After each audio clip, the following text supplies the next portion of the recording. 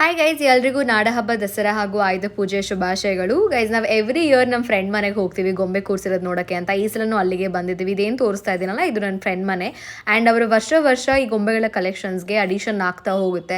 ಈ ವರ್ಷ ಆಲ್ಮೋಸ್ಟ್ ಅವ್ರು ಹೇಳಿದ ಪ್ರಕಾರ 4 to 6 ಏನೋ ಗೊಂಬೆಗಳ ಅಡಿಷನ್ ಆಗಿದೆ. ಅವರ ಏನೋ ಜನ್ರೇಷನಿಂದ ಹಿಂದಿನ ಕಾಲದಿಂದ ಬಂದ ಆಯುಧಗಳು ಎಲ್ಲನೂ ಇಟ್ಟು ಪೂಜೆ ಮಾಡ್ತಾರೆ. ಆ್ಯಂಡ್ ಒಂದೊಂದು ಗೊಂಬೆಗಳಿಗೂ ಇಲ್ಲೇನಿದೆ ಅದು ಸ್ಟೋರಿ ಇರುತ್ತೆ. ಆ್ಯಂಡ್ ವರ್ಷ ಕೂಡ ಅಷ್ಟೇ ಆಂಟಿ ನಮಗೆ ಸ್ಟೋರಿ ಹೇಳ್ತಾರೆ ಇದ್ರ ಬಗ್ಗೆ. ಬನ್ನಿ ಮರ, ಆಯುಧ ಪೂಜೆ ಹೆಂಗೆ ಸ್ಟಾರ್ಟ್ ಆಯಿತು, ಏನಕ್ಕೆ ಅಂತ ಹೇಳ್ಬಿಟ್ಟು ತುಂಬಾ ಇಷ್ಟ ಆಗುತ್ತೆ ಆ್ಯಕ್ಚುಲಿ ಕೇಳೋಕ್ಕೆ. ಆ ಸ್ಟೋರಿ ಇಲ್ಲೂ ಕೂಡ ಆ್ಯಡ್ ಮಾಡಿದ್ದೀನಿ, ಕೇಳ್ಕೊಬನ್ನಿ. ಹಾಗೆ ನಾನು ಸ್ವಲ್ಪ ಹಾಡು ಕೂಡ ಹೇಳಿದೆ ಅವರದ್ದು, ಅದನ್ನು ಕೇಳಿಸ್ಕೊಬನ್ನಿ ಗೈಸ್.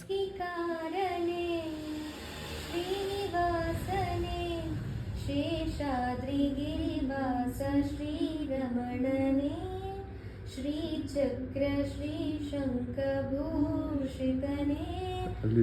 ಆತ್ಮಾಯ ದೇಹಾಯ ಆರಾಧನೆ ಕರೆದರೆ ಬರುವ ಕಲಿಯುಗ ದೈವ ಪಾಪ ವಿನಾಶ ಲಘುಮಿಯ ಮನವ ಕಲುಕುತ್ತಲಿರುವ ಶ್ರೀ ವೆಂಕಟೇಶ ಭದ್ರಾದಿ ರಾಮನು ಇವನೇ ಮಧುರಾಪುರಿ ಶ್ಯಾಮನು ಇವನೇ ಶರಣಾದ್ರೆ ತೊಂದರೆ ಕಾಯೋ ನೀರಾಮಯ ಶ್ರೀಕಾರನೇ.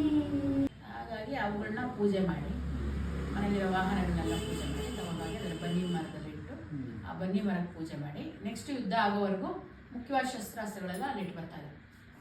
ಯಾರು ತಗೊಂಡೋಗ್ತಿರ್ಲಿಲ್ಲ, ಯಾರು ತಗೊಂಡೋಗ್ತಿಲ್ಲ, ರಾಜರದು ಅದಕ್ಕೆ ಕಾಲು ಇರ್ತಾ ಇದೆ. ಹಾಗಾಗಿ ಮತ್ತೆ ಆ ಶಸ್ತ್ರಾಸ್ತ್ರಗಳನ್ನ ಮನೇಲಿ ಇಟ್ಕೊಳಲ್ಲ. ಮೇನಾಗಿ ಉಪಯೋಗಿಸೋದು ಶಸ್ತ್ರಾಸ್ತ್ರಗಳನ್ನ ಮನೇಲಿ ಇಟ್ಕೊತಾರೆ. ಅದನ್ನ ಪೂಜೆ ಮಾಡಿ ತಗೊಂಡೋಗಿ ಬನ್ನಿ ಮರದಲ್ಲಿಟ್ಟು ಬನ್ನಿ ಪೂಜೆ ಮಾಡಿ ಆಮೇಲೆ ಬೊಂಬೆ ಇಟ್ಟಿರ್ತೀವಲ್ಲ, ಅದು ಬನ್ನಿ ಬಂಗಾರ ಅಂತ, ಬನ್ನಿ ಮರವನ್ನ ಬಂಗಾರ ಅಂತ ಕರೀತಾರೆ. ಸೊ ಹಾಗಾಗಿ ಬನ್ನಿ ಮರಕ್ಕೆ ಹೋಗುವಾಗ ವಾದ್ಯ ಸಹಿತ ಮನೆಯಲ್ಲಿರೋ ಕತ್ತಿಗಳನ್ನೆಲ್ಲ ವೀರಶೂರರೆಲ್ಲ ಹಿಡ್ಕೊಂಡು ಹೋಗಿ ವಾದ್ಯಕ ಜೊತೆನಲ್ಲಿ ಬನ್ನಿ ಮರಕ್ಕೆ ನಡ್ಕೊಂಡು ಹೋಗಿ ಅಲ್ಲಿ ಪೂಜೆ ಮಾಡಿ ಬನ್ನಿ ಮರಕ್ಕೆ ಅಲ್ಲಿ ಶಸ್ತ್ರಾಸ್ತ್ರಗಳನ್ನ ಇಟ್ಟು ಬರುವಾಗ ಬನ್ನಿ ಎಲೆಗಳನ್ನ ಮನೆಗೆ ತಗೊಂಬಂದು ಇಲ್ಲಿಟ್ಟಿರುವಂಥ ಎಲ್ಲ ವಿಗ್ರಹಗಳಿಗೆ ಆ ಬನ್ನಿ ಎಲೆಗಳನ್ನ ಅದ್ರ ಮೇಲ್ಗಡೆ ಹಾಕೋದು. ಅಂದರೆ ಎಲ್ಲವೂ ಬಂಗಾರವಾಗಿದೆ ಅಂತ.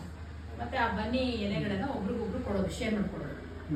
ಬನ್ನಿ ಬಂಗಾರವಾಗಲಿ, ನೀವು ಪಡೆದಿದ್ದೆಲ್ಲ ಬಂಗಾರವಾಗಿ ಯಶಸ್ಸಾಗಲಿ, ಅಭಿವೃದ್ಧಿ ಆಗಲಿ ನಿಮಗೆ. ಇದೇ ಫಸ್ಟ್ ಟೈಮ್ ನಾನು ಕ್ಯಾಮ್ರಾ ಮುಂದೆ ಹಾಡು ಹೇಳಿರೋದು. ಹೇಗೆ ಹಾಡಿದ್ದೀನಿ ಅಂತ ಕಮೆಂಟ್ ಮಾಡಿ ಹೇಳಿ. That's it, bye.